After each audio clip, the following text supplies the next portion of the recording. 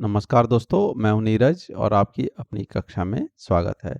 इस वीडियो में हम लोग जो है किरचॉफ लॉ के बारे में डिस्कस करेंगे कि क्या किरचॉफ लॉ होता है और उसको किस तरीके से अप्लाई किया जाता है।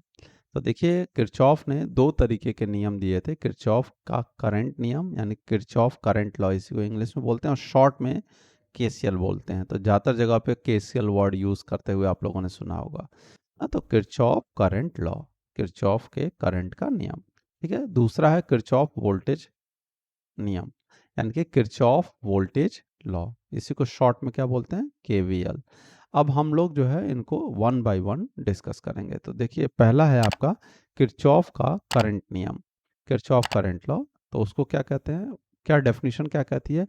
किसी वैद्युत परिपथ में प्रत्येक जंक्शन पर मिलने वाली सभी वैद्युत धाराओं का बीजगणितीय योग शून्य होता है। तो इसका क्या मतलब है? सबसे पहले समझिए कि प्रत्येक जंक्शन, किसी भी वैद्युत परिपथ में प्रत्येक जंक्शन, जंक्शन का क्या मतलब है? जैसे कि आप लोगों ने जंक्शन वर्ड सुना होगा, रेलवे स्टेशनों के बाहर लिखा होता है ना, जैसे कानपुर सेंट्रल लिखा हुआ है, या आपने मंदना जंक्शन पर सुना होगा, या लखनऊ जंक्शन सुना होगा, या स्टेशनों के बाहर जंक्शन लिखा होता है, कुछ के आगे नहीं भी लिखा होता है। तो क्या फ़र्क होता है? जंक्शन उसको बोलते हैं जहाँ पे कम से कम जो है 3 पाथ जो है आकर मिल रहे हों। अगर सिंपली इस तरीके का पाथ है, ये रेलवे स्टेशन है, तो यहाँ पर क्या होगा? ट्रेन इधर से आती है, इधर चली जाती है, इधर से आती है, उधर चली जाती है। जितनी आती है उधर ही जाती है ना। जैसे आप मान लीजिए इधर से ट्रेन आ रही है, जो भी ट्रेन आएगी वो इधर चली जाएगी। दिन भर में इधर से 10 ट्रेन आ रही है तो 10 के 10 इधर जाएगी। अगर इधर से 10 आ रही है तो इधर से इस तरफ जाएगी ना। तो वैसे ही अगर करंट की बात करें तो उसमें भी यही होगा, जो करंट आएगी इधर वो चली जाएगी। लेकिन जंक्शन की बात अगर आप करें, जंक्शन पे क्या हो गया? 3 पाथ कम से कम। तो इसमें क्या होगा?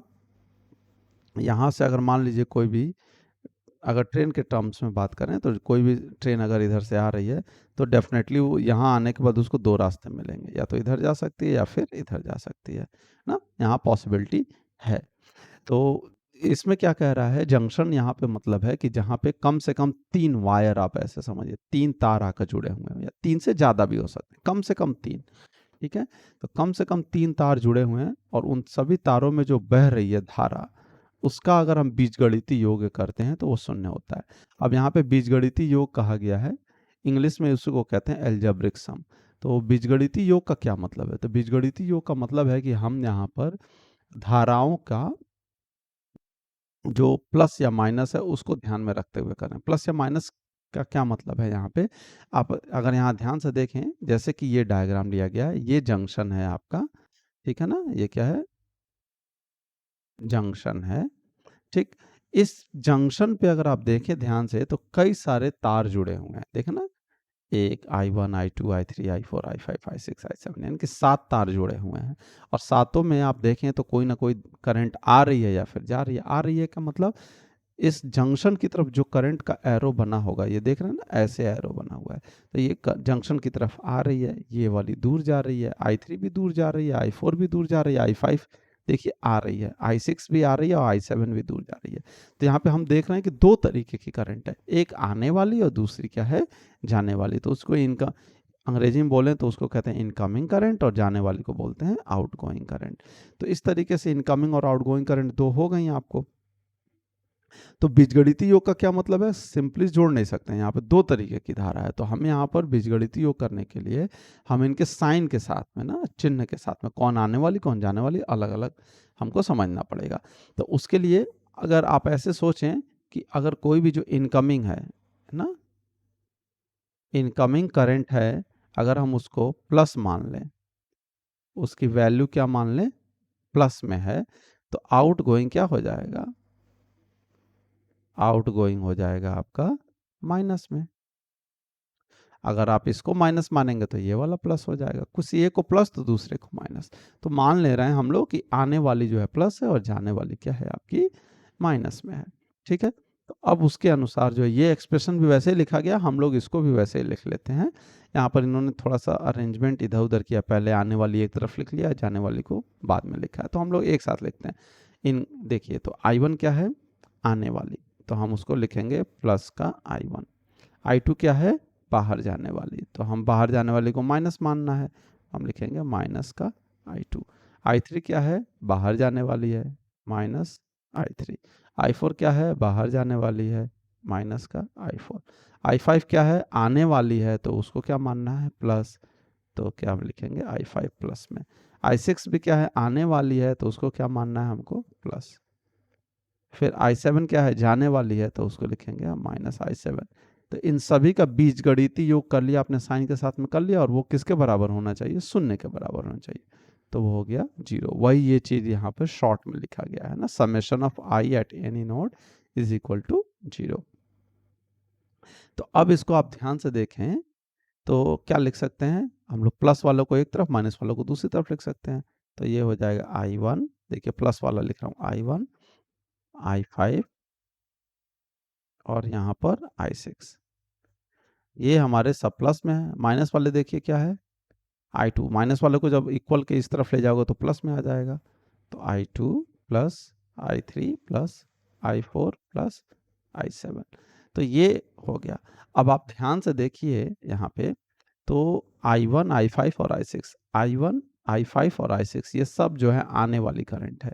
तो हम इसको क्या कह सकते हैं कि ये जो करंट है वो क्या है, हमारी इनकमिंग है ना, इनकमिंग करंट। और ये वाली जो करंट है ये क्या है, आप ध्यान से देखें तो सब नोड से बाहर जा रही है, तो इसको हम क्या कह सकते हैं कि आउट गोइंग है ना, ये क्या है, हमारी आउट गोइंग करंट है। क्लियर है, तो इनकमिंग और ये हो गया हमारा आउट गोइंग।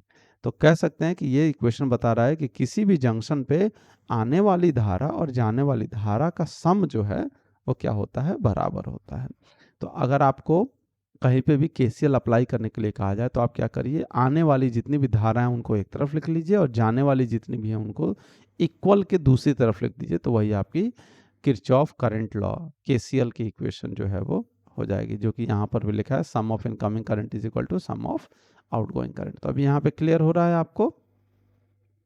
अब हम लोग बात करते हैं किरचॉफ वोल्टेज लॉ की। तो किरचॉफ वोल्टेज लॉ देखिए क्या कहता है, किसी वैद्युत परिपथ के प्रत्येक पाश, बंद पाश की सभी ब्रांच वोल्टेजेस का बीजगणितीय योग शून्य होता है। तो बंद पास का मतलब हुआ क्लोज्ड पाथ ना, क्लोज्ड पाथ या इसी को लूप कहा जाता है या मेश वर्ड भी यूज किया जाता है। तो बंद पाथ का मतलब, कोई कहता है ना कि आपका जैसे रास्ता बंद है, तो रास्ता बंद है का मतलब आप जहाँ से चले कोई रास्ता घूम घूम के आए या फिर से वहीं पे आ गए, तो ये इसको कहते हैं बंद पाथ, क्लोज्ड पाथ।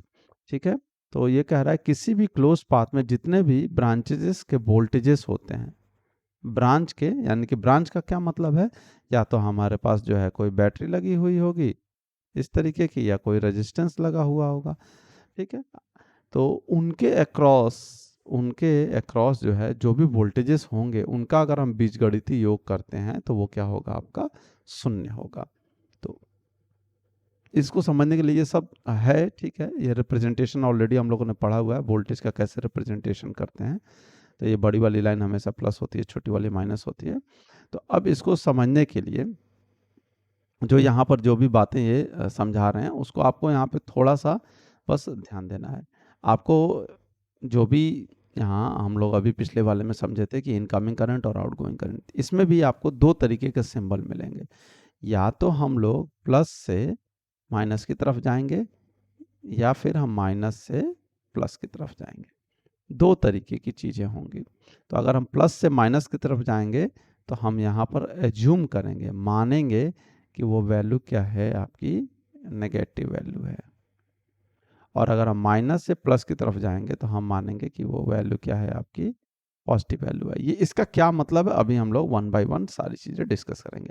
इससे पहले और एक चीज़ और, ये प्लस माइनस के बाद आ रही है, तो एक चीज़ और आपको समझ लेना है कि कोई भी अगर रेजिस्टेंस है, यानी कि प्रतिरोध है, उसकी वैल्यू R है और उसमें धारा जो प्रवाह हो रहा है वो I हो रहा है और इस डायरेक्शन हो रहा है जो एरो हमने बनाया है, तो इसके जब भी ऐसा होगा तो आपको हमेशा KVL लगाते समय प्लस माइनस लिखना होगा। तो प्लस माइनस लिखने के लिए जहाँ पे धारा अंदर जाएगी रेजिस्टेंस के वो हमेशा प्लस लिखिएगा, जहाँ बाहर लिखेगी वो माइनस लिखेंगे। ठीक है, क्योंकि धारा जो है हाई वोल्टेज से लो वोल्टेज की तरफ फ्लो करती है। इतनी चीज़ें याद होनी चाहिए आपको। इसके बाद अब हम लोग समझते हैं जो कि आपको वहाँ ऊपर यहाँ डेफिनेशन में कहा गया है कि किसी भी बंद पास में जो है सभी ब्रांच के वोल्टेजेस हैं उनका बीजगणितीय योग क्या होता है, शून्य होता है। इसका क्या मतलब है, तो आपको ये चीज़ें याद हैं। इसके बाद अब हम लोग ये वाला डायग्राम ले लेते हैं जो कि यहाँ पे किया गया है और इसकी एक्सप्रेशन भी इन्होंने यहाँ पे लिखा हुआ है। ठीक, तो ये कैसे आया है इस डायग्राम से हम लोग समझते हैं। तो सबसे पहले जो मैंने बताया, जब भी आपको ऐसा मिलेगा तो आप ये फॉलो कर लेंगे। तो देखिए, ये करंट जहाँ पे एंटर करेगी वो प्लस, जहाँ बाहर निकलेगी वो माइनस। तो आपको देख रहे हो यहाँ पे ये I1 माना गया है और करंट यहाँ अंदर जा रही है, तो यानी कि ये वाला क्या होगा, प्लस, और ये क्या होगा आपका माइनस। इसमें देखिए करंट इस डायरेक्शन में दिखाया गया है, तो यानी कि इस रेजिस्टेंस में इधर से जा रही है, तो इधर से जा रही है तो हम इसको क्या लिख सकते हैं, ये प्लस और ये वाला क्या हो जाएगा, माइनस।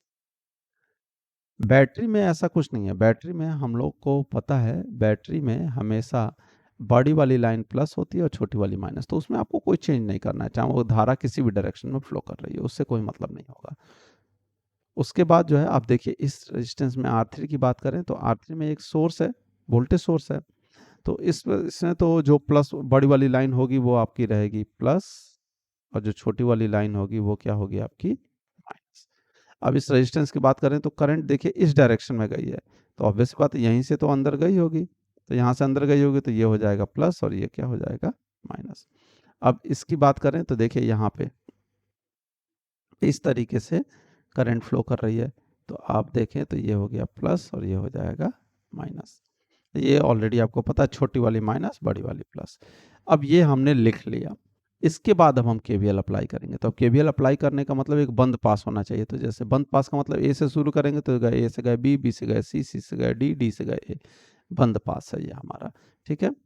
ओपन होता है जब यहाँ पे मान लीजिए यहाँ ब्रेक होता है, यहाँ ब्रेक, कहीं भी एक जगह पे ब्रेक हो जाता रास्ता, तो उसको हम बंद पास नहीं बोलते। तो अब इसको समझने के लिए आप इसको ज़रा ध्यान से देखें। अब आप सोचेंगे, दिमाग में आएगा कि शुरू कहाँ से करें, यहाँ से करें, यहाँ से करें, यहाँ से करें, यहाँ से करें। तो आप किसी भी जगह से कर सकते हैं। मान लीजिए आपने डी से शुरुआत करी, तो डी से भी शुरू करेंगे तो अब आपके पास आएगा कि इधर से जाएं कि इधर से जाएं, दो रास्ते हैं। तो आप किसी को भी फॉलो कर सकते हैं, चाहे तो आप इसको फॉलो कर सकते हैं, चाहे तो आप इसको फॉलो कर सकते हैं। आंसर दोनों से सेम आने वाला है। अब देखिए मैं यहाँ से पहले इस डायरेक्शन में, यानी कि घड़ी की दिशा क्लॉकवाइज में हम लोग करते हैं। तो देखिए प्लस से कहाँ जा रहे हैं, माइनस। तो प्लस से माइनस को हमने क्या बताया है, क्या लिखेंगे, माइनस। तो हमने यहाँ पे लिखा माइनस। करंट वोल्टेज हमको लेना है, तो वोल्टेज क्या होता है, आई इंटू आर, तो I one into R one. तो I one into R one resistance में हो गया। ए पे आ गया। ए से अब हम इधर जा रहे हैं, तो देखिए माइनस से कहाँ जा रहे हैं, प्लस की तरफ। तो माइनस से प्लस को क्या लेना है, प्लस। तो आपने ले लिया प्लस। करंट कितना है, आई फोर, और रेजिस्टेंस कितना है, आर टू। तो आपने यहाँ लिख दिया आई फोर इंटू आर टू। फिर और आगे आए, देखिए तो यहाँ पे आने के बाद जब आप इस तरफ से आ रहे हैं तो माइनस से कहाँ जा रहे हैं, प्लस। अब वोल्टेज यहाँ पे दिया हुआ है, तो इसमें आप करंट से नहीं मल्टीप्लाई करेंगे, करंट से मल्टीप्लाई हमेशा रेजिस्टेंस में करेंगे। तो यहाँ पे वोल्टेज दिया कितना है, V2, और माइनस से प्लस जा रहे हैं तो प्लस, तो लिख लेंगे प्लस का V2। फिर और आगे आए तो देखिए प्लस से कहाँ जा रहे हैं, माइनस रेजिस्टेंस में, तो माइनस। करंट कितना है, I3, और रेजिस्टेंस कितना है, R3। तो आप क्या लिखेंगे, I3 इंटू R3। फिर और आ गया प्लस से माइनस, तो क्या लिखेंगे, माइनस V1।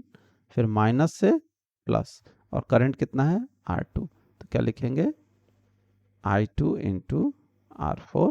अब जहाँ से चले थे वहीं पहुँच गए हैं, तो बंद पास कंप्लीट हो गया, तो इज इक्वल टू कितना हो गया, 0, शून्य। तो ये आपका केवीएल इक्वेशन हो गया इस बंद पाथ के लिए। अब मैं आपको उल्टा चल के भी दिखा देता हूँ, आप देखेंगे कि क्या इक्वेशन आती है, और देखिएगा यही सेम इक्वेशन आएगी, उसमें कोई डिफरेंस नहीं है। तो देखिए मैं यहाँ से स्टार्ट कर रहा हूँ एंटी क्लॉकवाइज का।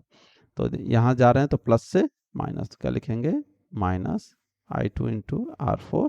फिर देखिए माइनस से प्लस, तो प्लस V1। फिर मैं आगे लिख रहा हूँ minus I3 into R3, I3 into R3। फिर प्लस से माइनस तो माइनस V2। फिर प्लस से माइनस तो माइनस I4 इंटू R2। फिर माइनस से प्लस, तो क्या लिखेंगे, plus I1 into R1 is equal to 0। और दोनों इक्वेशन को अगर आप ध्यान से देखेंगे तो दोनों में सिर्फ माइनस का फर्क है। सब में अगर एक में माइनस कॉमन लेके मल्टीप्लाई कर देंगे तो दूसरे में वही क्या हो जाएगा आपका, दूसरे में आपको वही क्या मिल जाएगा, सेम इक्वेशन मिल जाएगी। आप करके चाहें तो देख सकते हैं। इसमें अगर माइनस से मल्टीप्लाई करेंगे तो i1 इंटू R1 प्लस में यहाँ आ जाएगा i4 इंटू R4। देखिए यहाँ माइनस से मल्टीप्लाई करोगे तो माइनस आएगा, तो यहाँ पे माइनस आ गया। यहाँ माइनस V2 आएगा, माइनस V2, यहाँ प्लस i3 इंटू R3। तो इस तरीके के एकदम बिल्कुल सेम है। और आप चाहें तो ये जो ऊपर इक्वेशन लिखी होगी उसको भी आप मैच करा के देख सकते हैं, तो यही इक्वेशन है। ठीक है, तो इस तरीके से आप बड़े आराम से जो है किसी भी सर्किट डायग्राम में केवीएल और केसीएल का इस्तेमाल कर सकते हैं। तो इससे रिलेटेड जो है न्यूमेरिकल हम लोग अगले वीडियो में डिस्कस करेंगे। आशा करते हैं कि आपको वीडियो पसंद आई होगी। अगर वीडियो पसंद आई है तो अपने दोस्तों के साथ शेयर करें, और अगर चैनल पे नए हैं तो चैनल को सब्सक्राइब कर लें। धन्यवाद।